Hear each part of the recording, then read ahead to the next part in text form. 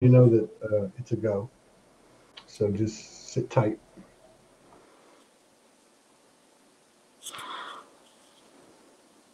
Can I share this on my page, Melissa?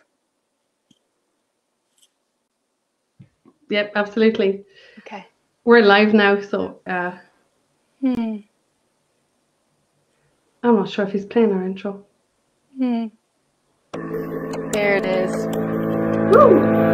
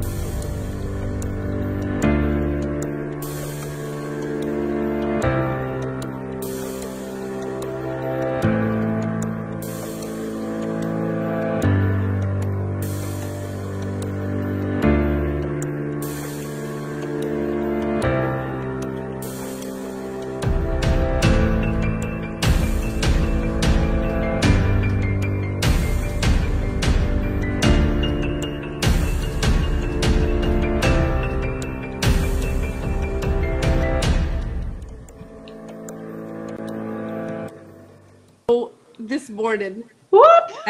this conversation is an absolute representation of what real talk is in real time. And this morning, while I was having my morning siesta, Christina messages me, and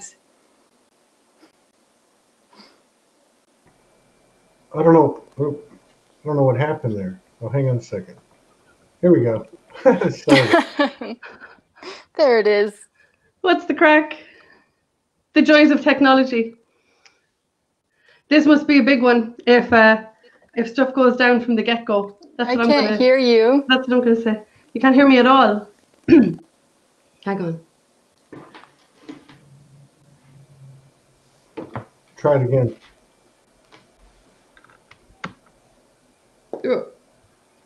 Try it again. Can you guys hear me? Okay, hang on a second. I can hear you. Missee Sue can. Hang on.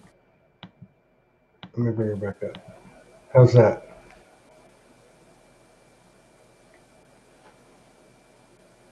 Test, test, test. Okay. Let's send her a note and tell her to, let's see.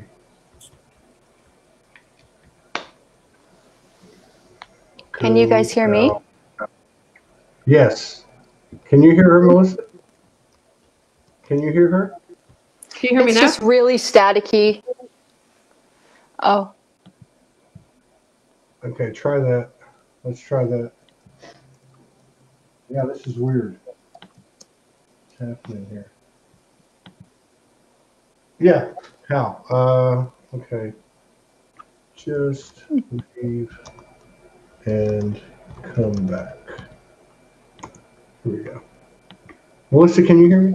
Yeah, I can hear you. Okay. She's going to leave and come back. Okay. Let's see. Got some weird stuff going on here. There she is. All right, let's see if that works. How's that, Missee Sue? Can you hear now? Can you hear? You try, Melissa. Yeah, I can hear you guys perfect. Oh, man. You gotta love this shit. What is going on here? Oh, man, this is crazy. Well, here she comes again. Okay. How's that? Still no? I can hear her. No, she can't hear you, though. Okay, we can try this again. Yeah, she can't hear. Huh. Well, that's very strange. Very strange. Huh. Melissa, what's happening here? That's the crack. I don't know. Can you hear us now, Missy? Let's see. She's trying again. Hang on. Can you hear us now? I can. Yeah. Okay, there you go. All right, Beautiful. You guys take it away. Yay.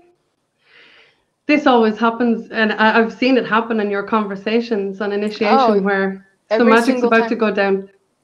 Yeah. So, first of all, I'd just like to say welcome and thank you for taking the time to jump on here with me.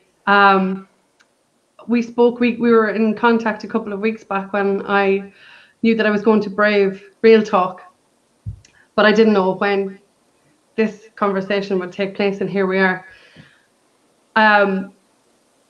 If it's okay with you, I would love to begin the conversation where I left off with you yesterday, which was by reading the post that you shared.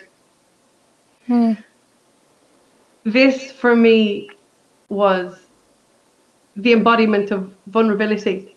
And for you to come into this space with me today, I feel really honored and blessed. Would it be okay with you, for anybody who's not familiar with the post, for me to actually read from it? Oh, please. Yeah. This just is everything. You're one of the most courageous people I've ever come across, and I sincerely mean that. It's so rare that we go through these fires and meet people who are willing to actually show up and talk about it. And that, for me, is what the likes of these conversations are. You have had some life transformational experiences. I mean, I don't even have words to describe what you've gone through. I can't, because you're you. You can. But this gives a small snippet of where you are at in the last 24 hours. So Missy wrote yesterday on her page, sharing this picture of myself the day after a drug-induced psychosis is by far the most vulnerable thing God has asked of me so far.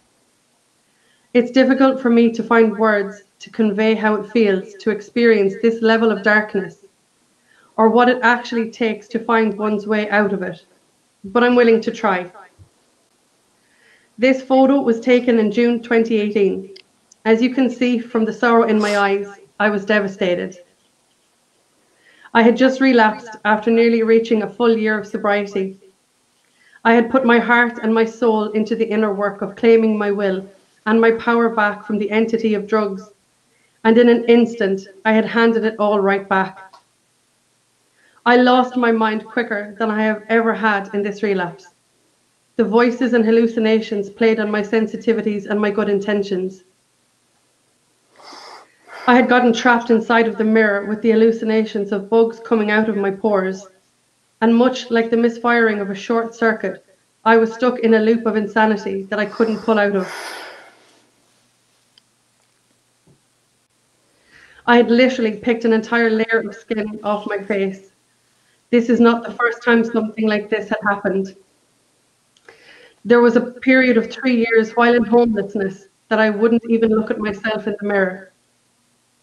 Still to this day, it takes a tremendous effort to hold my reflection in the mirror without my mind trying to escape. This in of itself has become a practice that doesn't necessarily get easier. I am simply getting better at handling it.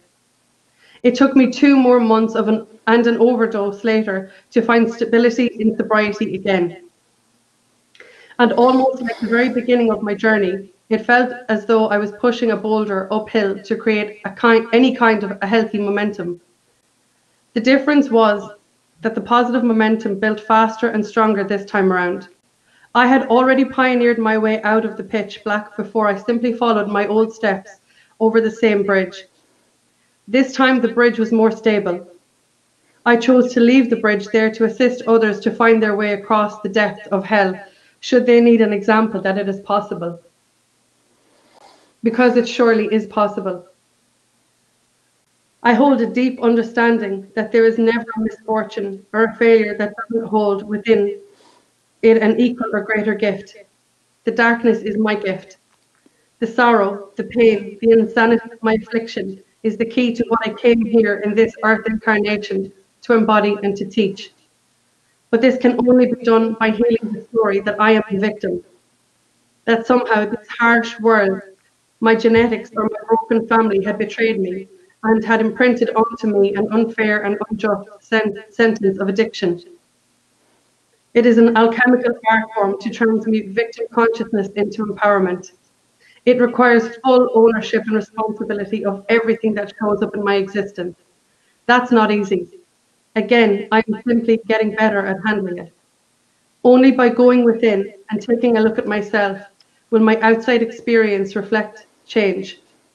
I share these words and this photo from a space of empowerment. I share this so that others may witness firsthand that anybody, no matter how low or lost they become, can wake up. Let us not ostracize or judge the other. Let us embrace and be inclusive of so many struggling on their paths today. This is both an incredibly phenomenal and terrifying time to be alive on this planet. Some will appear to be getting much worse before they begin to get better. Love them there, as I love you here.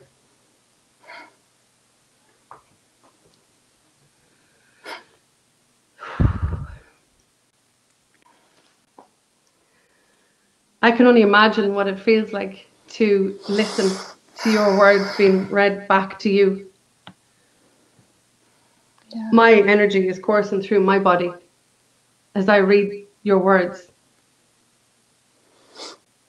And I appreciate, like I said, more than anything, and now having shared those words, I think people might get a better understanding of just how big this conversation is for you. Because what you're doing is leaning in even further to your darkness and your light, all at the same time. So thank you. Can you talk to us about your post yesterday and where that came from, how that came about? So that photo I took sitting basically right where I'm sitting right now, about 2.5 years ago. And I remember deleting the photo almost immediately, because if I never saw that photo again, it would be too soon. And when I went back into sobriety, the energy that I carried with me was just focus on what you want. Leave the darkness behind, leave everything that has happened to you behind, and just really focus on your future. And that's a beautiful place to be, and that's really necessary at first. But in the transition from third dimensional consciousness to fourth dimensional consciousness, there is a place where you hit almost, it starts to slow down your development if you don't acknowledge your own darkness, your past, your trauma. That stuff has to be looked at. It has to be processed. And so I began doing, really deep shadow work and meeting myself in my dark places. And I've come really far with that in 2.5 years. It was the day before I posted that, so 2 days ago, I did I pulled down all of these photos from the cloud on my phone, and that photo showed up in my phone. And I took one look at that, just from the very first moment I laid eyes on it, and the message came through immediately, speak to this. And I got in my own way for sure for about 24 hours. I was like, no, are you serious? This is a level of vulnerability and transparency and authenticity that isn't easy to show up in. It's a practice. It's something that you come into over time. But one thing I know for sure is that when my intuition, my higher self, God, however you want to look at this, tells me very clearly to do something, I will do it. I will. Yeah. So in the piece you described having ventured from this dark place to tackling the addictions. You were a full year in sobriety, and whatever circumstances unfolded, you found yourself back in one aspect where you started, and yet you weren't. Can you talk to how did it feel, is actually what I want to know. How did it feel after living a life dancing with this darkness? I know from some of your posts that I've read that addiction has been a huge part of your world, from your family unit, from your history. What was it that took you from that place to making a decision to even contemplate the exploration of sobriety? How did you get from the depths of your own darkness when your environment was completely so big that it reflected nothing but that, to go from that place to wanting something better for yourself, to wanting something different? Because I can imagine that was not an easy place to go to, from one world into another. Yeah. For me, it took ultimate desperation. I had to get completely beat down to the point where I knew that I would lose my mind and never come back, or I would die again and I wouldn't make it this time. I knew, I had, to the innermost core of my being, I knew that if I didn't fight for my life, I was going to die. And if I'm really completely vulnerable and honest to you, this deep desire to be a mother, I have always had written on my spirit. And I knew that if I saw so many women lose their children to drugs and to addiction, and I used to say, well, at least I haven't lost any children to addiction yet. Like, I still have something, I haven't lost it all. And I heard this real-time voice one day say, oh, but you are. And I don't have children yet. It's always been this one day I'll pull it together and I'll be able to have this functional family. And I heard this voice say, you are missing your chance.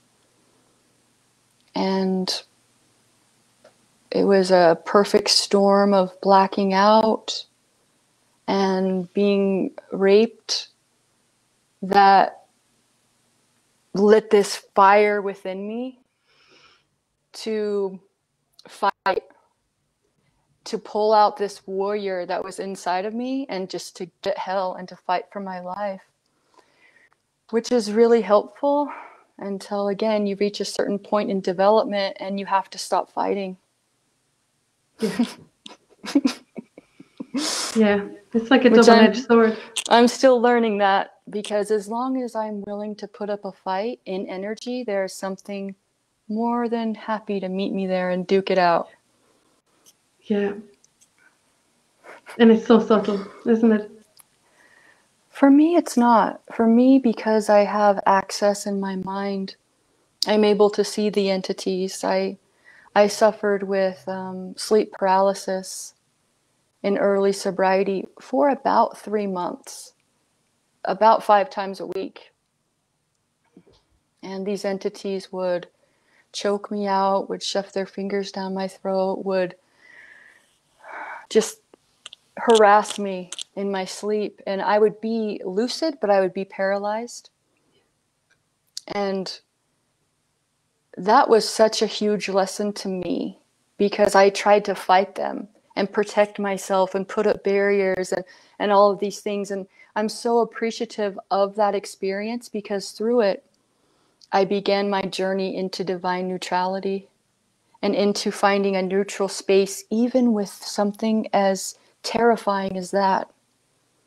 And once I began to become neutral around these entities and not look at them as if they're bad or evil, but just as messengers, they've never come around since. And so I've learned to be more neutral about so many things, and my life has gotten a lot easier. Can I ask,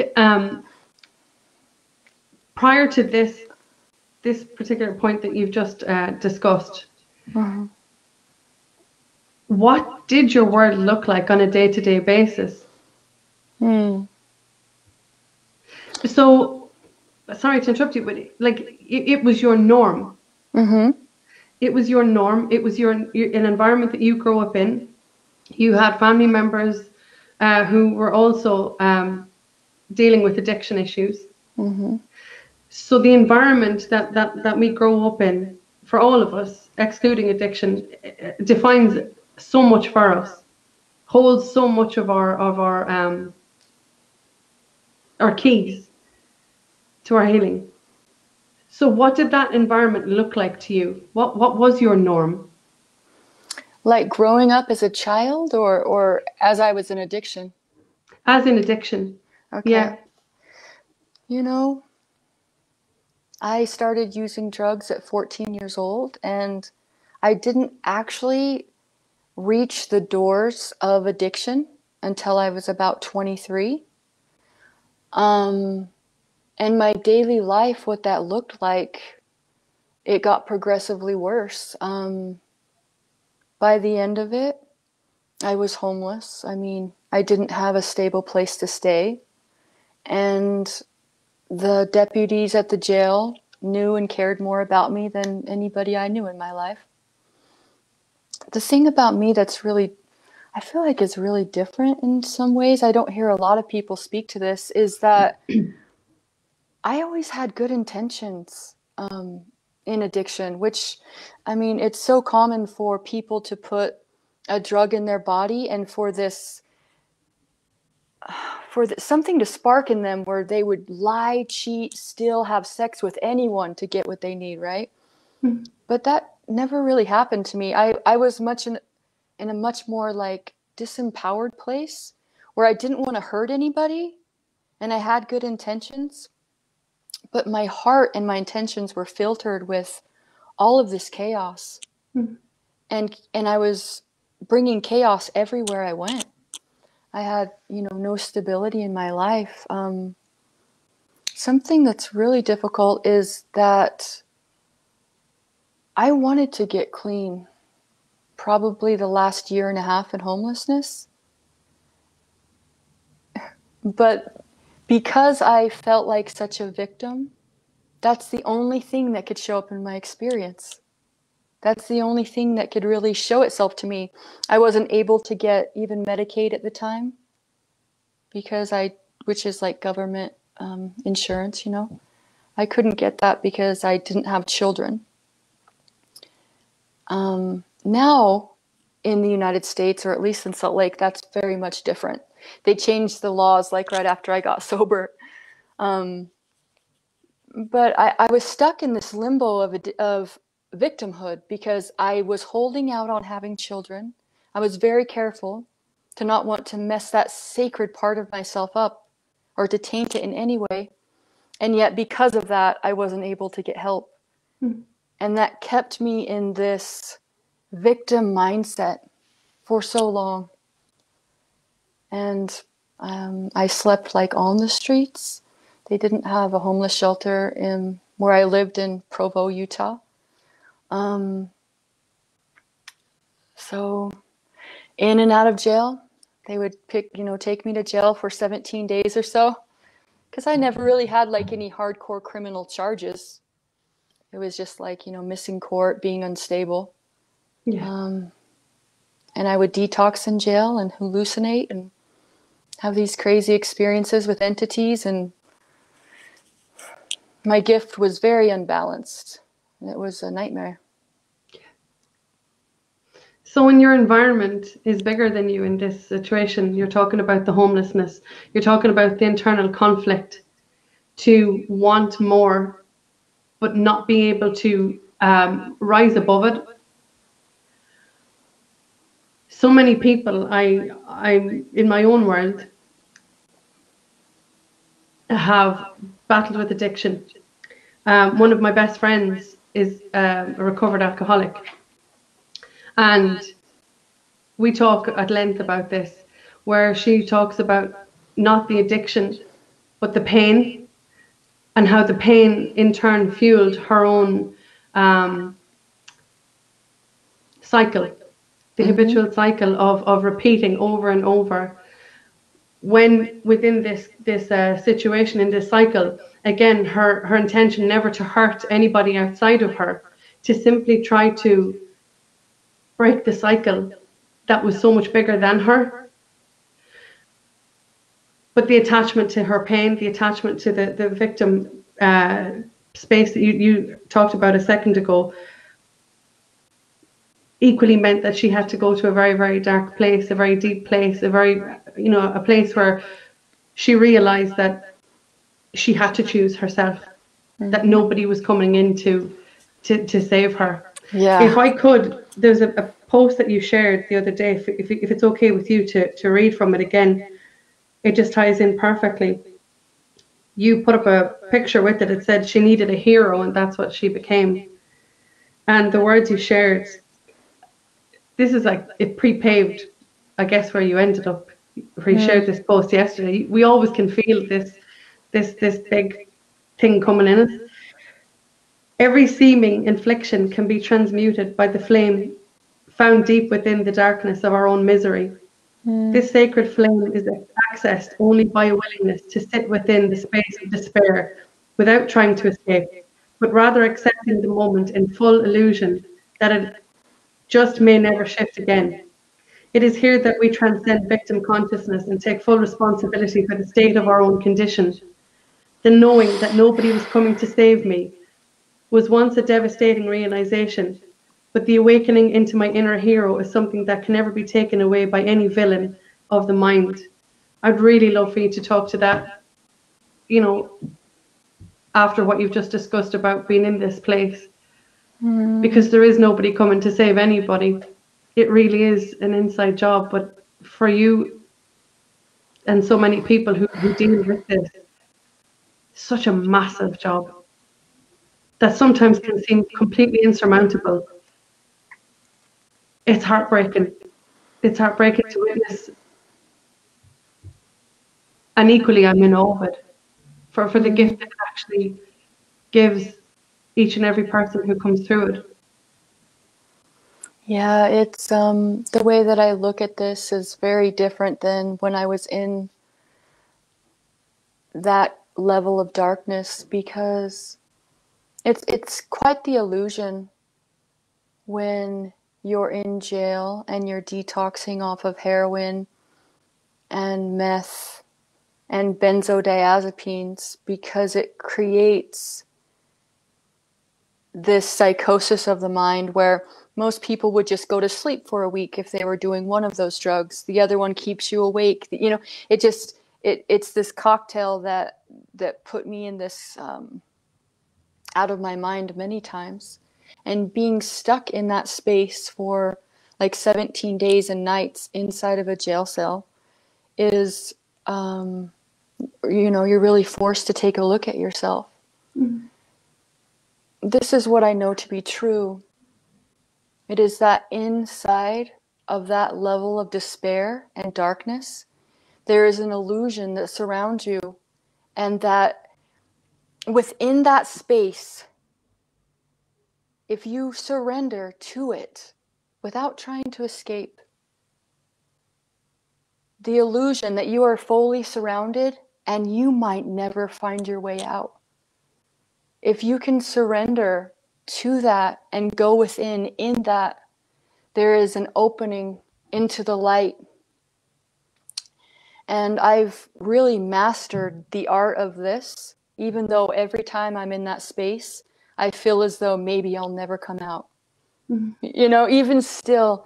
And another fascinating thing is that when you're in that level of darkness, you then have access to every memory of being within that level of darkness that you don't usually have access to. Yeah. And you all of a sudden remember every withdrawal, every heartbreak, and it's all coming in on you. Now, this is why most people do not want to get sober. Yeah.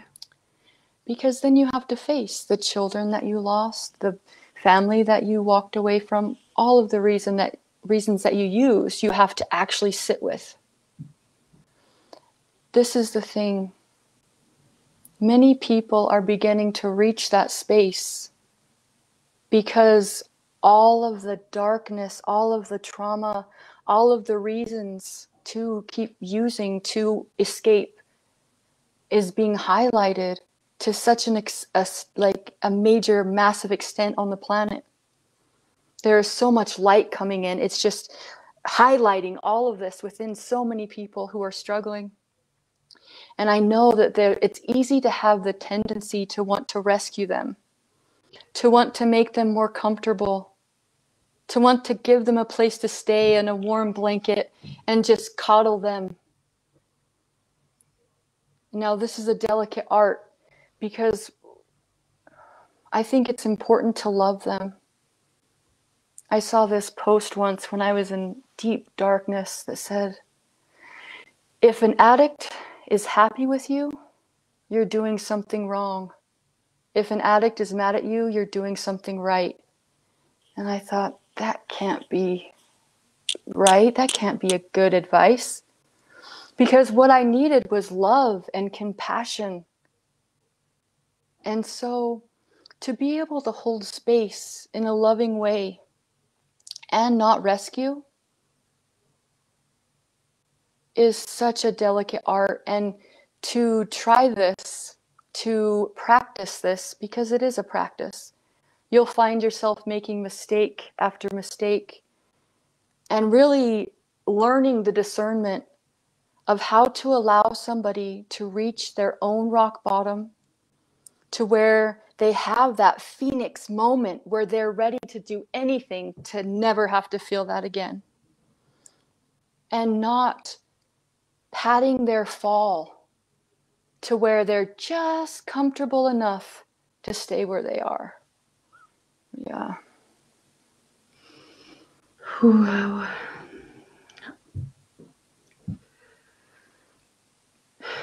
Because if I could have made it work to continue to use drugs, I would not be on this call with you. I would not be on this live with you. I would be out having a good old time with drugs right now. Because if it could have worked for me, just one more day, I would have stayed. It had to get to the point where every piece of my physical, material, and my dignity world was ripped from me before I was activated.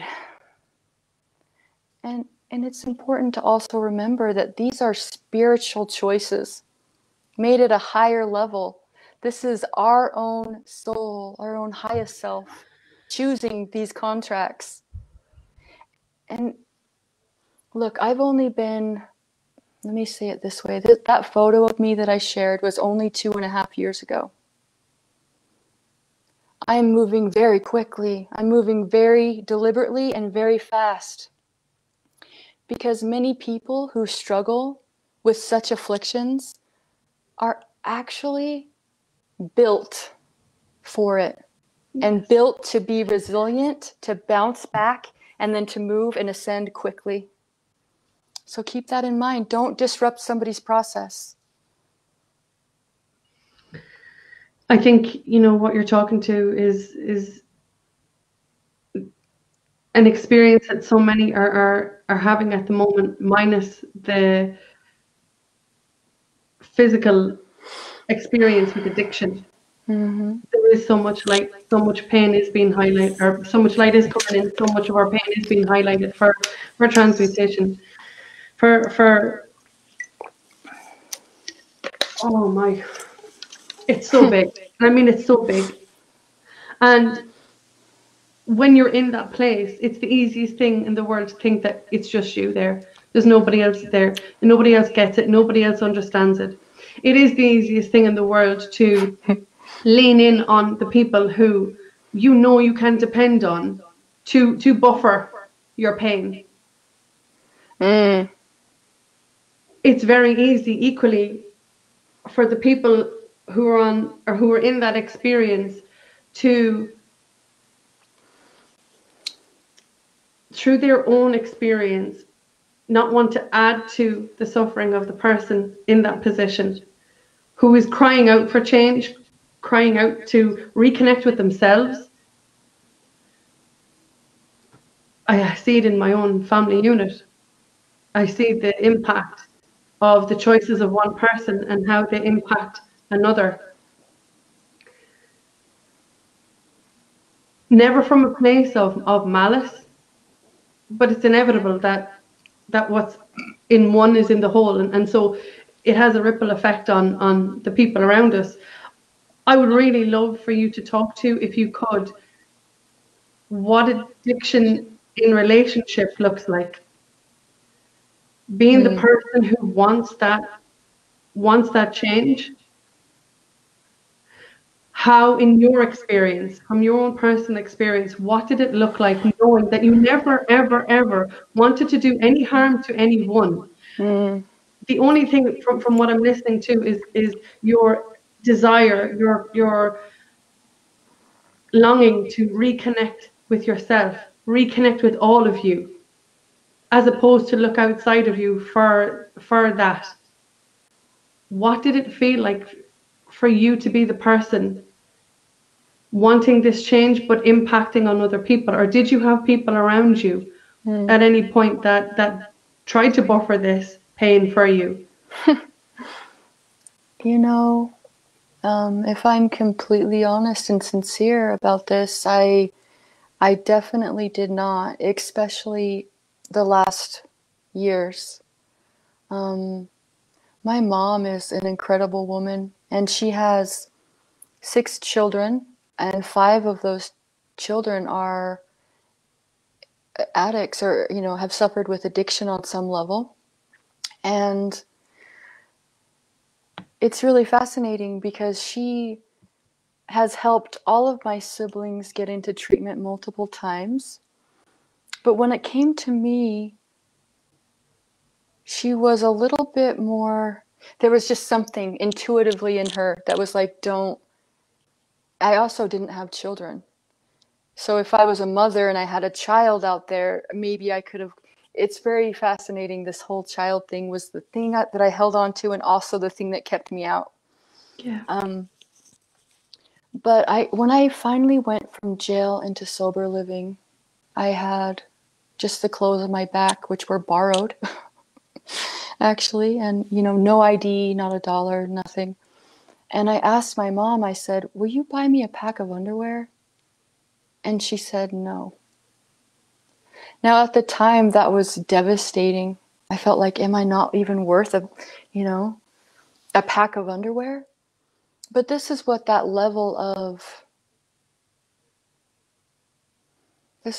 did for me. It made it so that every single thing that I have earned or will earn is me. And all of my friends, I lost them all. They couldn't be around me. Anybody who is healthy in my life left. Yeah. How did it feel when you literally watched these people exit your life? There was a numbing to it, definitely. I mean, that's what the continued use of drugs does, is you don't necessarily have to face that. until you come to that place where you have to go within your own darkness and get sober. You have to face yourself. And then for me, I was able to make amends and do the work needed to rebuild those relationships now. Yeah. So many of us anesthetize ourselves from feeling anything now.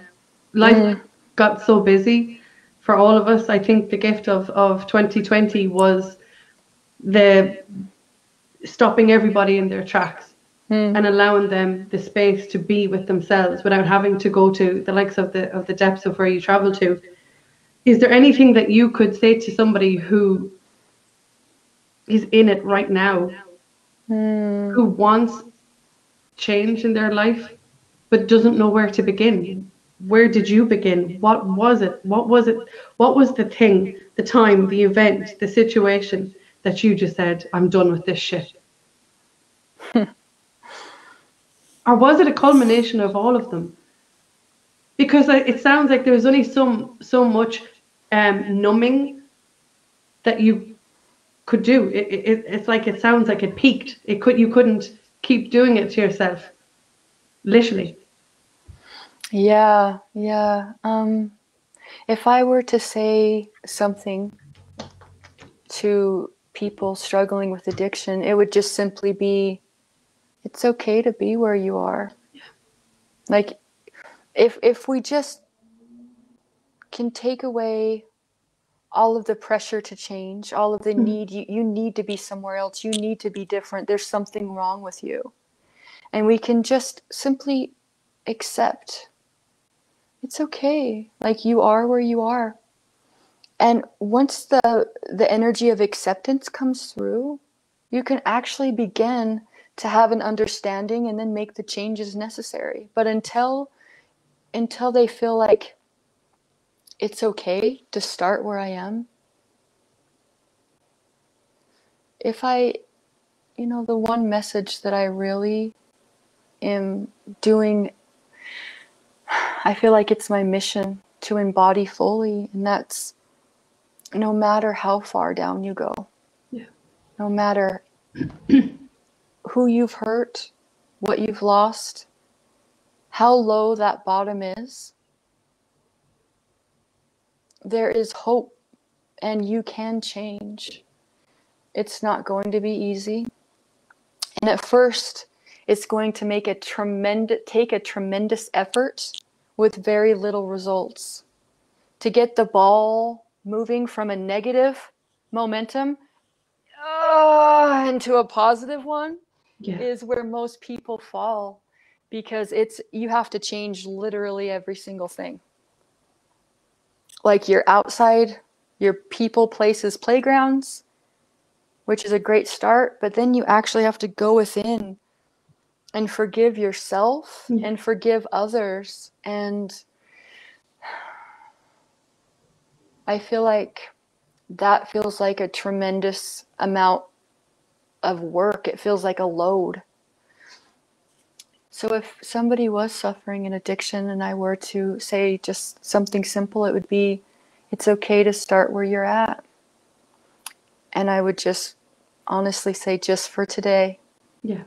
Because just for today, it creates a momentum one day at a time that's very much needed in the beginning to break out of those loops of addiction, Self-acceptance is obviously, it's key here before you can even accept anything else.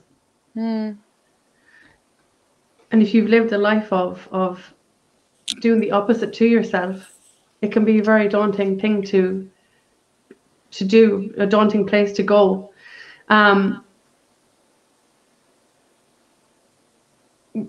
We're all guilty. I'm definitely guilty of this, of seeing a situation, a picture, seeing what I perceive to be, the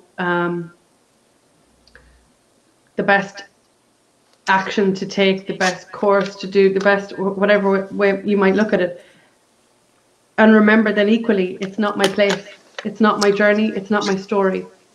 And to be able to separate the two meeting somebody where they are moment by moment by moment, as in from the perspective of coming at it from the outside, is really important. Equally, meeting yourself moment by moment. I'm realizing I'm in this space at the moment of what I resonated with yesterday, I have no resonance with it today.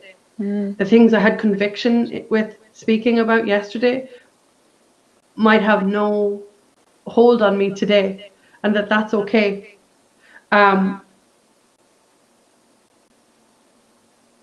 If we can detach from our story, if we can detach from our pain, if we can detach from the things that have kept us in that loop, and be here now, moment by moment, I think it takes a lot of pressure off. Is there anything, say, moving forward? I know you, in the post earlier on that I read, you had 1 year sobriety, you hit the self-sabotage button, you regressed, and yet it appears in a very short time, hit the ground running again, because you had already pre-paved the change for yourself. Mm-hmm. Can you talk to that, where you have, you know, people out there who are making subtle, small changes, who can get disheartened because that boulder is so hard to move from going in one direction to the next? Mm-hmm. Can you talk to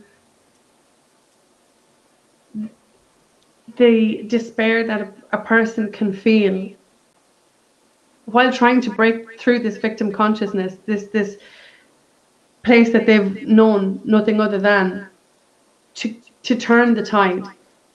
Is there anything that you can offer or add to that for somebody to just help them to be the change in their own world?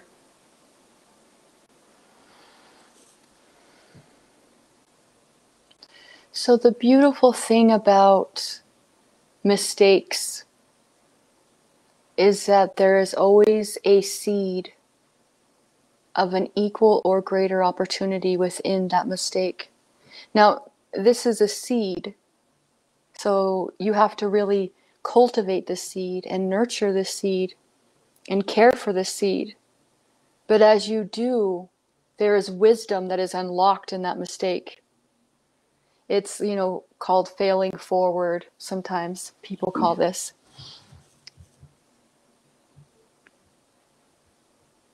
Whenever I have made a mistake, like when I relapsed at nearly a year sober, the beautiful thing was, I remember that moment where I was just kind of staring off, and I was like, oh my God, I have totally betrayed myself. I have thrown away everything that I've worked for. This entire year of work and effort just gone. And there was something in me that knew that it's not gone, that I had so much, that I had wisdom that I had already juiced from all of those experiences. And so to get the boulder to move again, there was already a path paved. There was already a crease where the boulder could begin to move even faster and with even more speed and more stability. And so the thing about this second time around, I have nearly 2.5 years sober at this point, and I am much more focused and much more clear on what I'm here to do. There is a great wisdom that is in so many addicts that they came into this lifetime with. And not just addicts, but people who choose really hard lives and initiations, really, to wake them up from this deep sleep, this deep slumber of trauma and darkness. A lot of these spirits came in with a great wisdom. And for me, I'm becoming more and more clear on what that is, the more focused I am on it. And that is to understand that it is possible on this planet to move from third dimensional addiction to fourth dimensional stability and sobriety, and then to no longer try to recover from a seemingly, disease of the mind and body, something that's a predisposition that is in my DNA, addiction, but to ascend that in from fourth dimensional consciousness to fifth dimensional consciousness. And what this means is that on the planet now, we have access to a healing energy, and with conscious effort and willingness to go within and do the work, we can actually clear addiction from our lineage density, and we can not pass these stories and this tragedy on to our children. And that has become the most sacred mission that I hold within me, is to clear this and to speak to this. It is no longer about recovering from addiction for me. It's about recovering my divinity into form. I call this fifth dimensional recovery. Yeah. And we can transcend this. We can. Now, if I didn't go through that relapse where I seemingly made the biggest mistake I could have, I threw a year of sobriety away. If I hadn't gone through that, I wouldn't be so convicted in what I'm saying to you right now. I would still be in the rooms of AA calling myself an addict. Yeah. Which I don't. Yeah. It's what you said is just absolutely beautiful, and it sounds like, self-compassion was, very evident there with yourself as you walked yourself through that corridor. I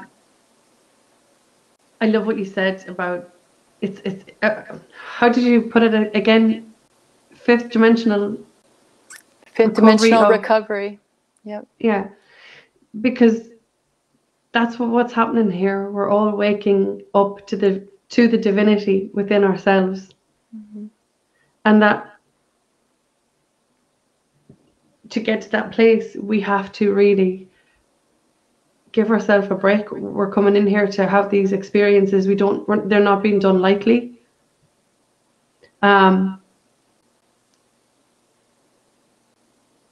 just in awe of the journey. I'm in awe of the transition from one world into the next, and it is a dance.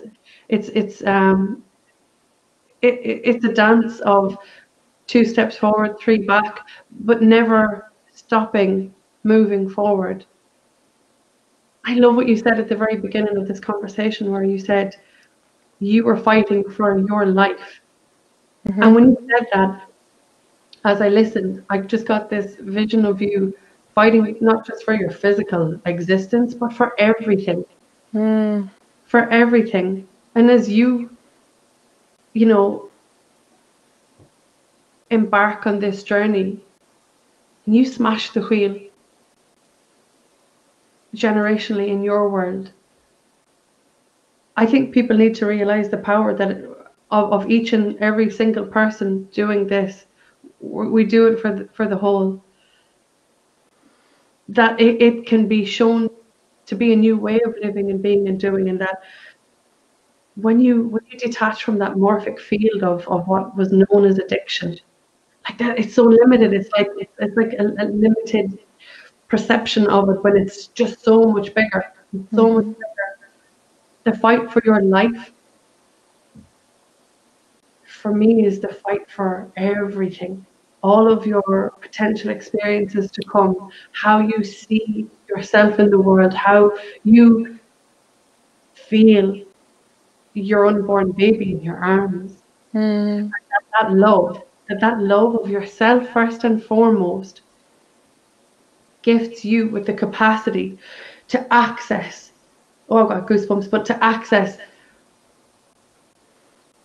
the knowing of what you came here to experience, not just from the place of pain and trauma, but from the place of joy and bliss and happiness, and that the euphoria that you eventually get intimate with is caused and created from yourself, as opposed to all of the things that you reached for in the past. I don't think people realize that this elation and this euphoria, that this joy, this bliss can be attained internally, because it really can. I mean, I'm talking to it. This is not just my opinion. I'm talking to you.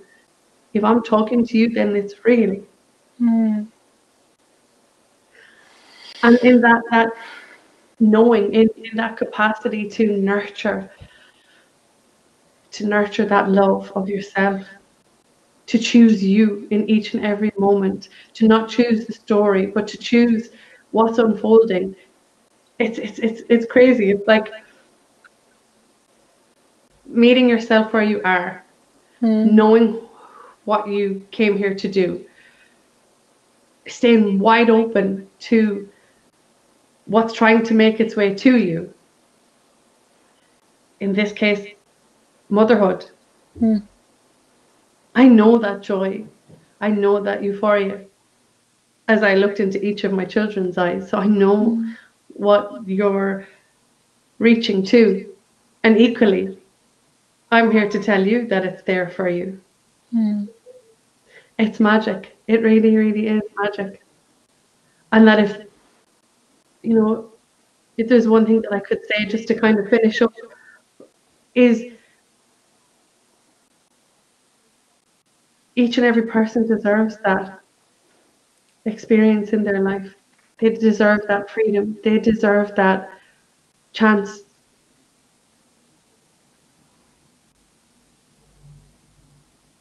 I don't know. I'm just so full of love right now, even listening to you speak, because it's been incredible. I feel like I would like to speak to one last concept that's just asking to be shared, and that's the consistent level of releasing the identity and the personality structures of who I thought I was. Like, I created a whole identity from 14 years old of like the stoner girl, who like does LSD and like mushrooms, like, to an addict, like a heroin addict sleeping on the streets in the psych ward, lost my mind. Like, I've had to break out of that into somebody who is in recovery and in the rooms of the 12 steps. And I'm an addict. My name's Missee Sue, and I'm an addict. I am an addict. To breaking free of that into stepping into and leaning into what I'm sharing today. And I just want to encourage others by example and say it's only by releasing who we think we are, yes, that we make room for who we are truly and the wholeness of our essence. And that is ever expanding. Like, we came on this planet to evolve and to expand. So let us not confine ourselves with labels. Yeah. And let us transcend into a higher level of consciousness, which is just, there is no disease that cannot be healed. There is no condition that cannot be transcended. We were born to do this work. We've done lifetimes and lifetimes of training to get to this moment. And I just want to say, like, I didn't even know what the ascension was 2 years ago. I didn't have space to know what the ascension was. I was like trying to survive on a daily basis, right? But this wisdom is unlocking in me more every single day. And so many people who are seemingly in the darkness right now, who you could easily look at and say, oh, what a lost cause. They'll never wake up. Like, they're gone. They're out of their minds. Understand that many of them came in here to experience such despair and darkness because they are that powerful spiritually. Yeah. And they hold within them a great wisdom They are key holders for this planet and for our ascension. And when we include that and we treat them as such, we make space for them to become who they were born to be. Yeah. Beautiful. Thank you so much. I really appreciate you joining me today for this, and especially hot on the heels of yesterday's post. I know you don't do it lightly, but I appreciate it. I think that anybody listening to this today will hear everything that you've spoken to. Thank you. Beyond words. I would love to do this again sometime in the new year, to go deeper again. I think what you have to offer and what you have to give is so crucial on the front line, on the field, on the battlefield of this life. You know, that people who, how do I even say this?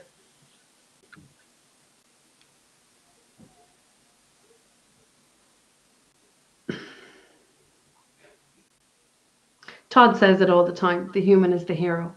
The one that's in here, in the skin of Melissa Deehan, in the skin of Missee Sue. The human is the hero. We're in here showing up time and time and time and time again, despite having an out, despite being able to stand down, and we keep showing up, and that resilience that we have as humans. That's what I love about this conversation. You've spoken to that. And I would love to do that again, because I think right now, the places that people find themselves in, that desperation, that isolation, that loneliness, that feeling that it's just happening to them, that's what I'd love to talk to, because people aren't alone. They're not aware of what it is that has consumed them, or holds them, or keeps them imprisoned within their own minds, within their own heart. And for me, that's why I just hit the go live button for the likes of this, even though for me this is not comfortable. So I would love to do this again if it resonates with you in the new year, and see where it takes us. I would love to. I just want to say in closing, I just want to thank everybody who has been on this journey, on this spiritual journey of awakening for many years. Unlike myself, who is very new to this awakening and to the fifth dimensional massive ascension happening on the planet. Without way showers and pavers like yourselves, people like me couldn't catch up so quickly. So let us continue to hold space for those who are in the darkness and who are asleep. Yeah, absolutely. Until next time. Bye. Thank you so much.